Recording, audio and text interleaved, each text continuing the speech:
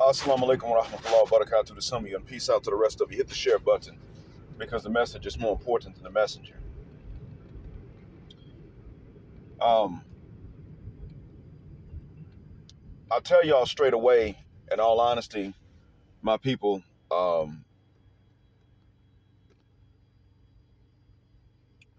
future looks pessimistic to me. And I have to be honest with myself and admit that there are times I read too much bad news. But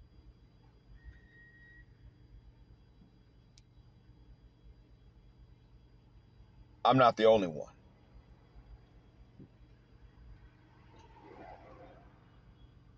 Africa's on the rise, and brothers are becoming more technically savvy. And this time you got black men getting in front of the AI trend so that brothers can find ways to be employable because of AI rather than being redundant because of AI. I think it's a very good way to Tai Chi the situation.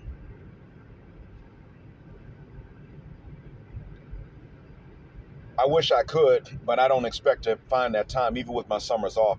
I just don't expect that to be the case. Teaching English is something that does need a human teacher.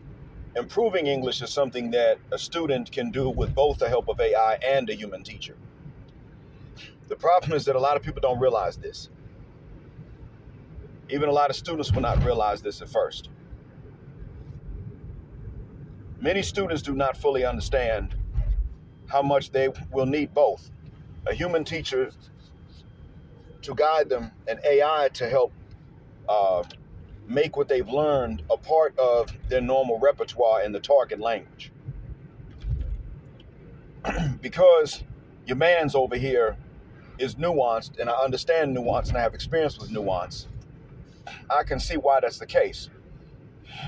But in reality, people are going to try to rely on AI to allow lazy students to still progress at the rate of diligent students. And they're going to say, well, a human teacher can't do this, that, and the other. Or the human teacher needs this length of time to do it. So we're going to turn and go through AI. You're still going to need human teachers to certify that students have learned enough and to give the students proper feedback.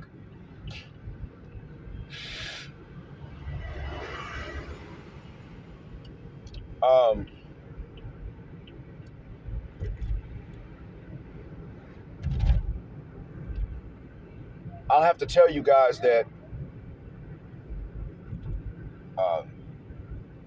when it comes down to it, I'm very glad to see brothers doing this. I do think that Africa's day is coming. And when I speak of Africa, I'm talking about not only its continent, but also its diaspora. It's not lost on me that at the same time that the Sahel Alliance is making improvements and doing better, you also have black men of the diaspora shedding certain psychological chains, breaking these chains. I understand it now. And I want to see you prosper. And I think that you're going to have, I think that you'll at least halfway prosper moving forward. I want you guys here though. Let me give you an idea as to where I'd like to see you guys. I'd like to see you at the top. And I do realize that that's only going to come with discipline that probably won't be worth it. And that's the sad part about it.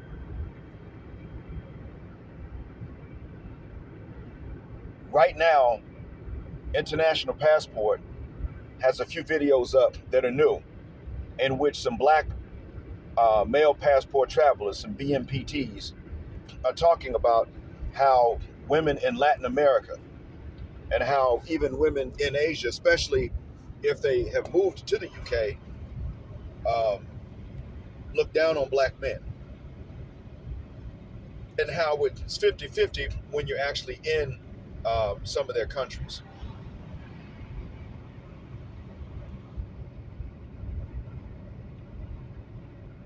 And it dawned on me that in Thailand, one of the reasons why it is that some brothers go out there and they do well is because they already have friends, male and female, but that includes male, that are from the area, from the region. And the women see this. And the women see, well, if he's actually got buddies that are from here, then this is not just a Punani tourist. But also, there are women that play for pay. And if they're playing for pay, they're going to say, well, I still want to make the job as much fun as possible. And they just have more fun bouncing up and down on top of a black man than they do another man. And whether there's justification for that greater enjoyment or not, the perception is going to have a very deep effect. If they perceive that they will enjoy it more, chances are they will enjoy it more.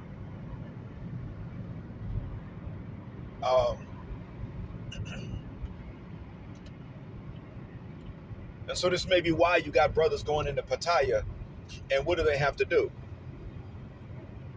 Well, they think they got to do it. It's pay for play. Because those women who play for pay will go and seek these brothers out. And that's something that's powerful to any man.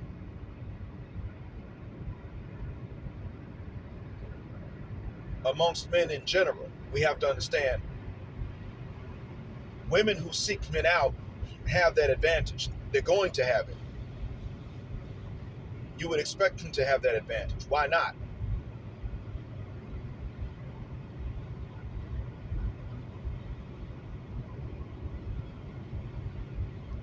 But I want you guys to understand that before you can even get to where you just have your pick of ladies, the way that Wyatt guys who backpack with $50 in their pocket through multiple continents have their pick of ladies, especially when they're on the African continent. We know that. And I just want you guys to understand that before that can be you,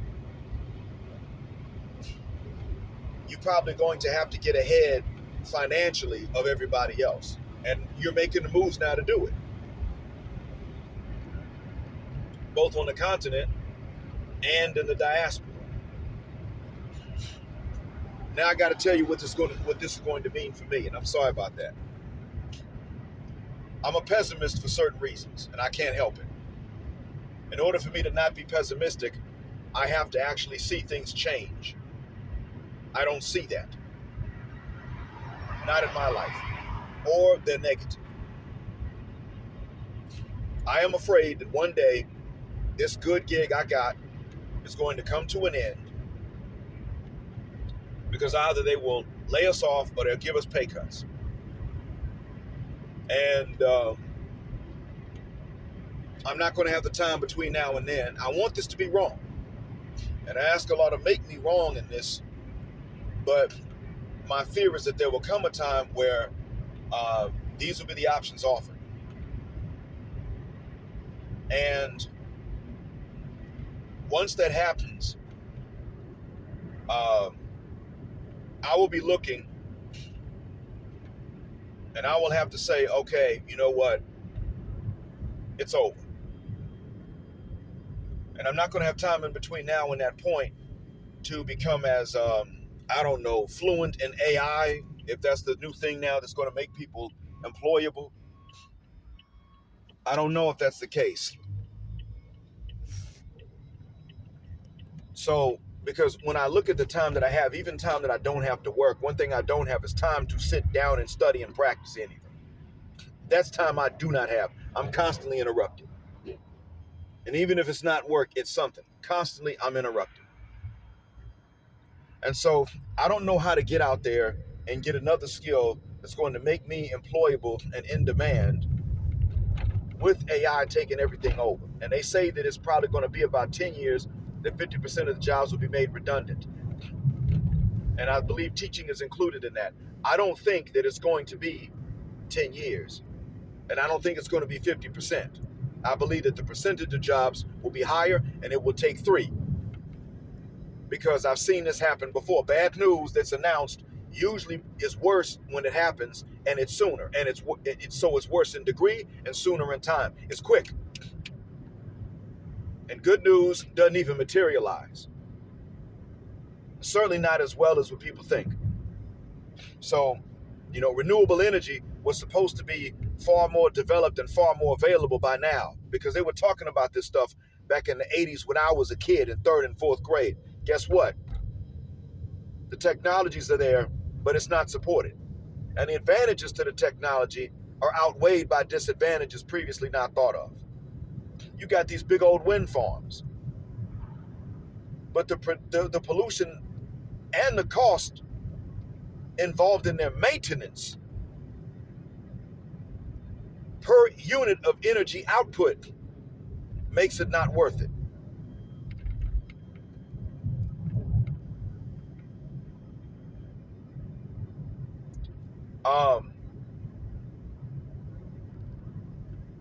I don't know what to tell you, man. So the other thing too is that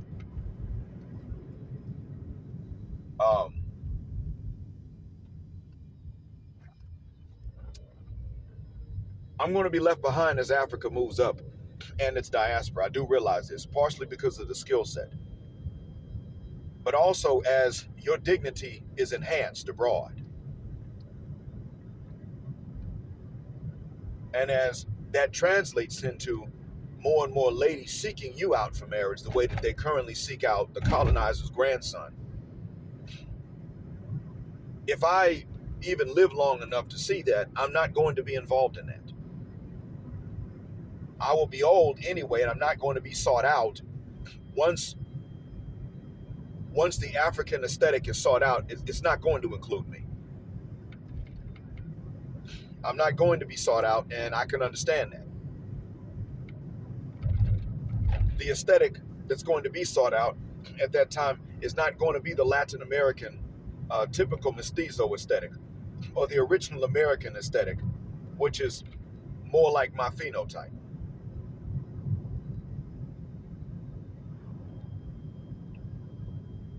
And so as I record, I will try to inform you of things I've been able to see in terms of trends. And S. Jacques has been a major help with that. I really do appreciate that. And matter of fact, I need to talk about some of that in this upload right here. I got to hand it to him. And sir, you were helpful. I get about 3 or 4 links in and I zoom out and see what they mean as a pattern, and it becomes clear to me. But as this becomes clear to me that brothers get more and more sought out,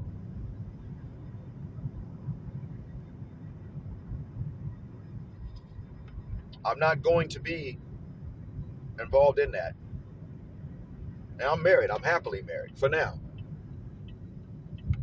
I love my wife, and there are some things that she wants and I can't give them. And if she still loves me, we stay together. And if she says, I'm sick of you and I'm tired of what you can't do, then I lose. And if I do lose, there's only one other part of the world I can think of where my phenotype is neutral. And some of you guys who are subscribed to the first class of the Jet Black Air Lounge know where that is. Some of y'all do know because I mentioned it before. It's where my son went. Others of you that are not subscribed don't know, and I'm not going to tell you. Not for free. And if you ain't Muslim, you probably wouldn't consider going there anyway. But what I can tell you was that that's it. It's pretty much there. From what I've been hearing, the Philippines are not it anymore, or maybe they never were. From what I've been hearing,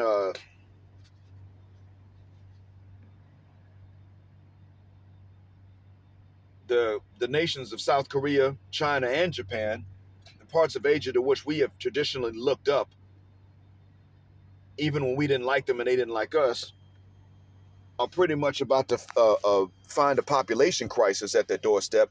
Because why should the men work hard if celibacy is the only reward, or nasty marriages in which they start off in debt? Debt's crippling China. Personal consumer debt is ruining them. Government doesn't even care about the marriage rate. They only care about the birth rate. And you got single moms in China. I mean, ain't never been married. And some of these villages, because the men outnumber the women so much, unlike in the cities, you got some dudes that have intellectual disabilities. Because a lot of the dudes in the village won't consider marriage. But when the guys will consider marriage, they outnumber the women by so much in these villages that now marriage is unaffordable. And so families will sit up here and try to sell the daughters off for an expensive dowry, because they got to turn around and use the dowry they collected for her marriage to help their sons get married.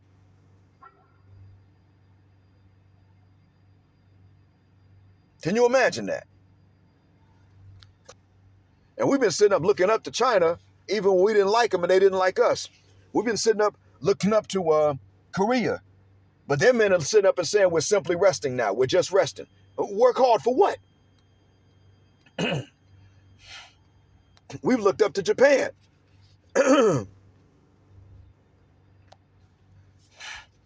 And when they get married in Japan, they barely have time to have sex. So celibacy is going to hound and plague you there unless you get married and then cheat on your wife.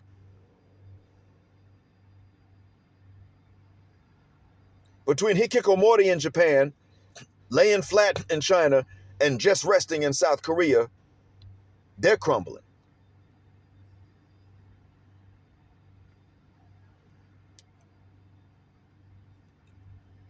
And so they've gone off balance. That's the problem.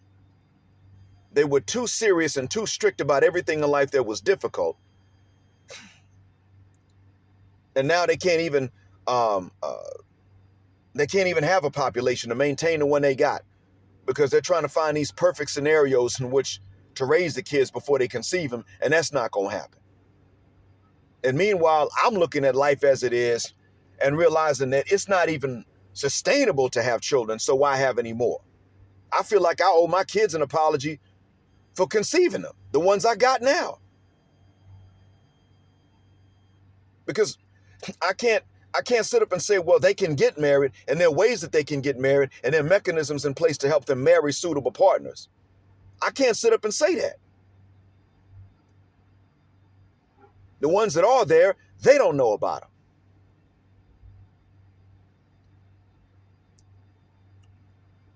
So,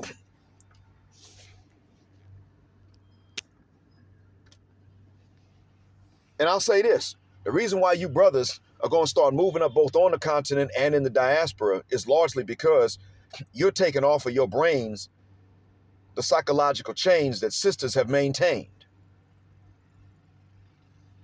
In other words, it's because you no longer listen to what sisters want. You looked at them and said, what you want, you hyena, monkey, hybristophilic bitch, is a matter of fact, it's an idea of what not to become. And look at you now, shooting up. Technologically, used to be brothers were scared to go into technology. I was.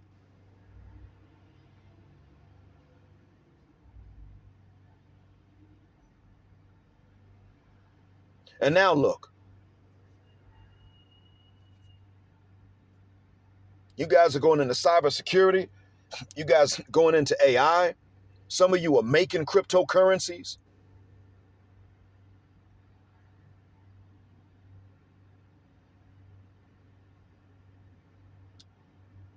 And I look around at the rest of the world and I see white folk having their crises. The Asians are having their crises unless they're more in the middle in terms of how they view life and prepare for it. Somewhere in between being really hood and ghetto like we stereotype to be, and in between just super uptight like the Chinese and the Japanese have been for a long time. Somewhere in between there is that happy balance. So if they find that, they good, but the developed parts of Asia are not finding that. They ain't been on that for a while. They based their development on this lack of balance. And Latin America is going through upheaval because of mass deportations back into its nations by the U.S., which include gang members. And so they're going to have to follow the El Salvadorian model, which unfortunately does not allow time for fair trials.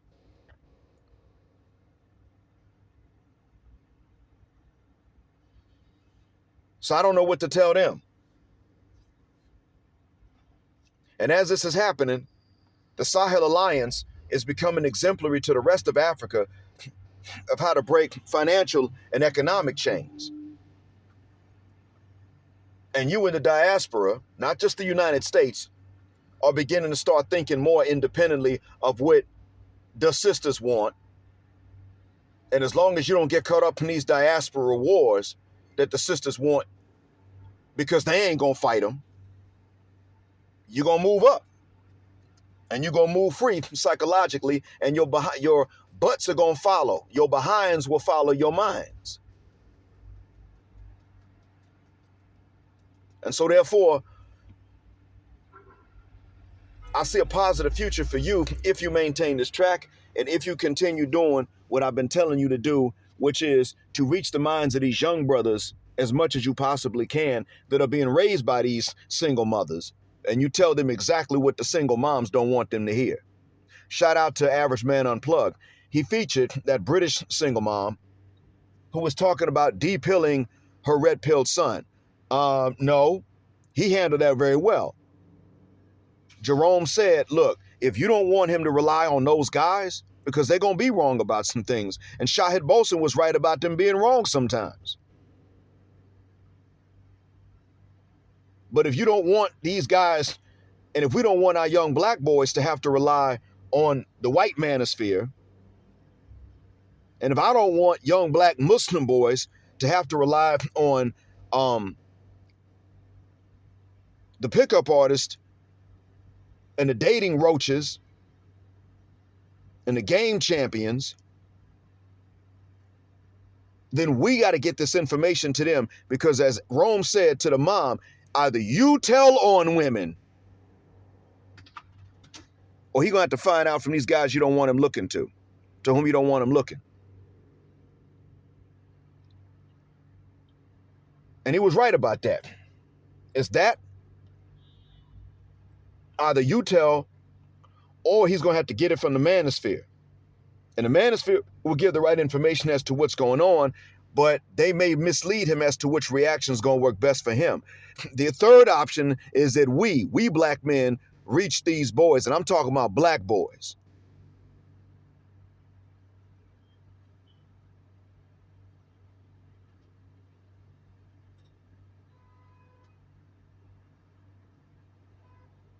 And as these black boys get mentally liberated, even if their moms are raising them by themselves, which they planned to do from jump, because they don't want the dads involved other than financially.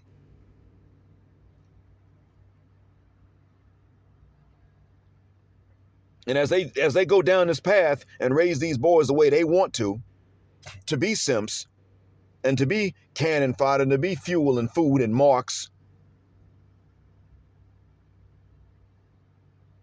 so that they can easily teach them and ply them to be the next generation of simps and 304 retirement plans. As they do this, and we turn around and bust that up, then those boys, even if they were not raised under our roofs, will be able to turn around and maintain this upward ascendancy or this upward trajectory of black men.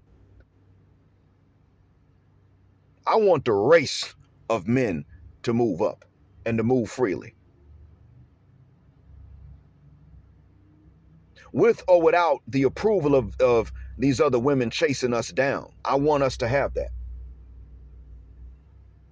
Because in all honesty, I don't see this life as being worth living much if that's not going to happen.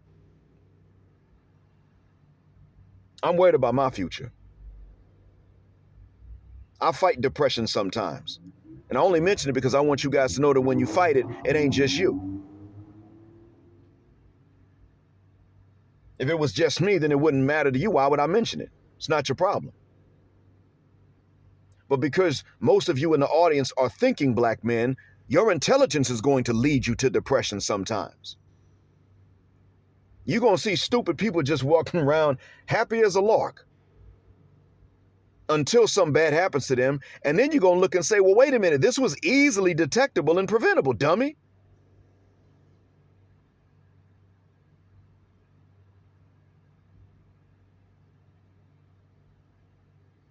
You're looking down the road, you can see certain things that are detectable, but they ain't even preventable. And you become depressed. That's natural.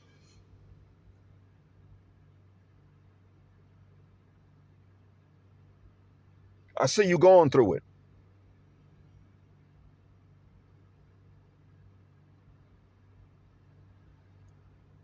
And you know, man,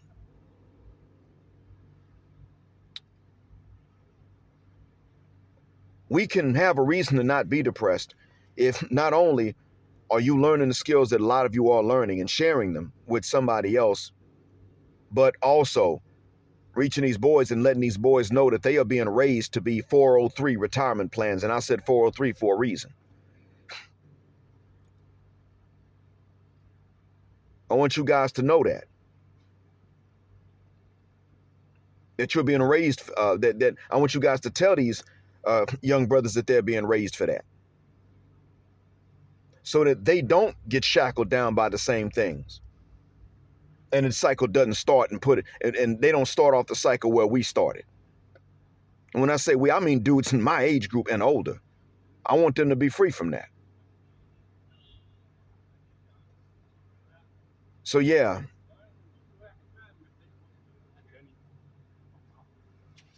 that's what I'm looking for you gentlemen. It's not going to include me in that upward trajectory. I'm not going to have time to learn AI. Um, I guess I'm smart enough if I had a lot of time to do it, but I'm not going to have that kind of time. Even with summers off, I don't get it. I got to do what I got to do. I got to see family when I can see them. I got other stuff I got to do.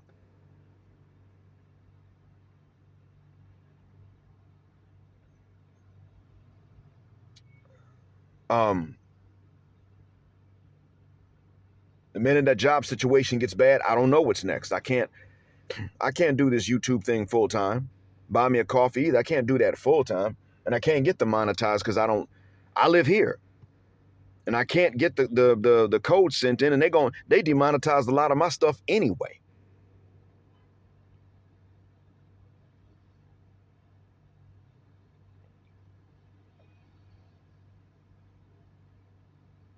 So yeah, I mean, I do the best I can, but I'm not going to be on this upward trajectory with a lot of you. I'm still kicking out content, but you guys are going to move not only because of my age, but because of your skills. And as you become chosen by more women, and as black citizenships become more available to other black people, as this happens, I want you guys to understand and realize my experience may become irrelevant. And I may put out content accidentally that's just not accurate anymore. And it won't be because I'm lying. It will be because things have changed and I just wasn't really aware of it. It may be, some of you brothers start getting citizenship in some of these nations that are up and coming on the continent. And these passports begin to hold more and more value as you travel internationally. As this happens, I may not be aware of it because I may not qualify, even with a DNA test.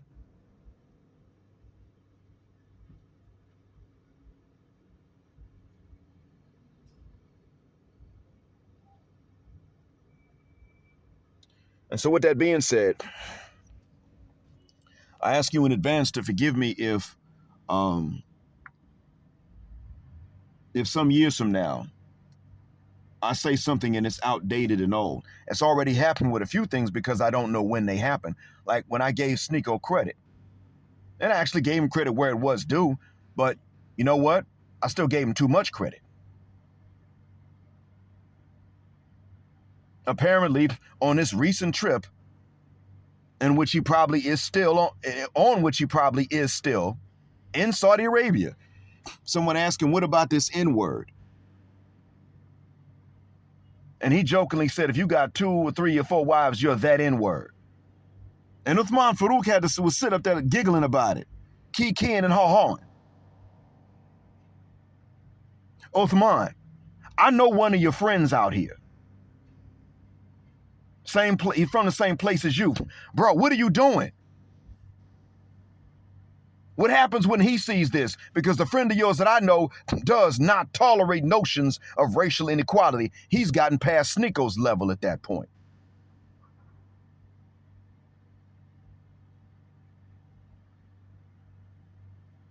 And here you are, Kiki and ha-hawing. No, the dude was asking about, what is this use? What is the context of the use? What does it actually mean?